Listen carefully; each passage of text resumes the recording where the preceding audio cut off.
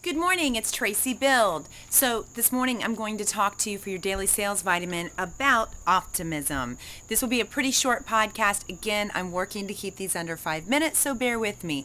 But I thought since we're talking about optimism, I would show you something to motivate and inspire you this morning because I know most of you do not live in beautiful Florida. So let me just show you the beauty of this environment. I come out here every day and I just count my blessings and give thanks and then focus on what's ahead for today, tomorrow, and really just every day try to get the most out of life because in reality, life is very short.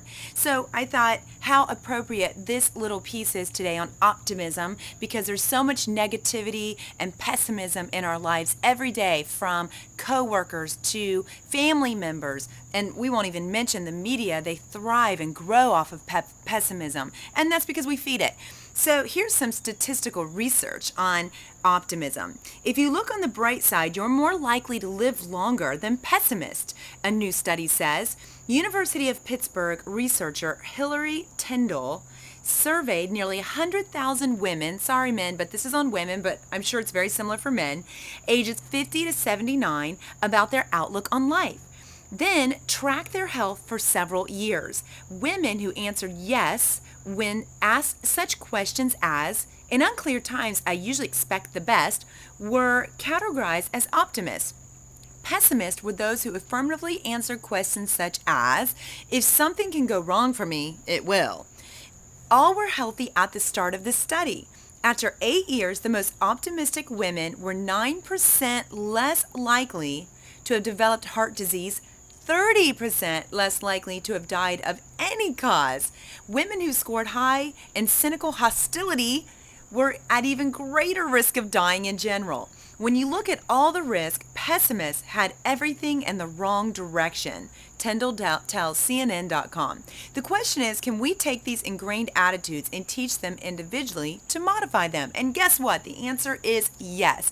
I've talked to you before on these podcasts about changing your thought patterns. So that's how I'm going to end this podcast today is remember, if you don't like the way your life is going, if you don't like the way your job is going, the move-ins that you're getting, you may be negatively netting, not netting up, but down. You don't understand why or what to do about it. What typically tends to happen is we think about all the things that we're upset about, the things that are happening to us, what we don't want. We don't consciously mean to do this. We just do because it's easier. It's easier to think, oh my gosh, I'm never going to get full. And how could I expect to get full in this economy?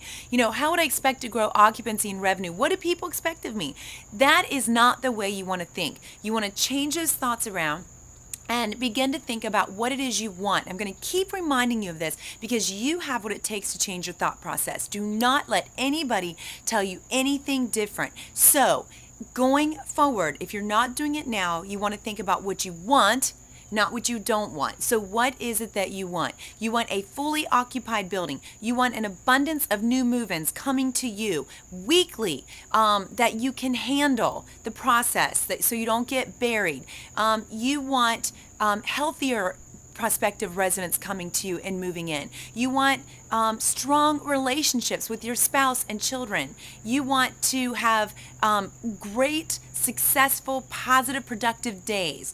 You get along with all of your coworkers. You manage your money very well and have more than you need to survive. So these are the things that you want to do is you want to think about what you want. And I realize these negative thoughts are still going to come to mind, but when you see them, be aware of them, catch them, spin them around, and instead of thinking about what you don't want, think about what you do want. And then you know what? Based on this study, you're going to live a lot longer. And since you're living longer, the great news is if you're an optimist, you're going to enjoy life a lot more and get more out of it. So please take this wisdom, apply it to your life, and have a great experience today.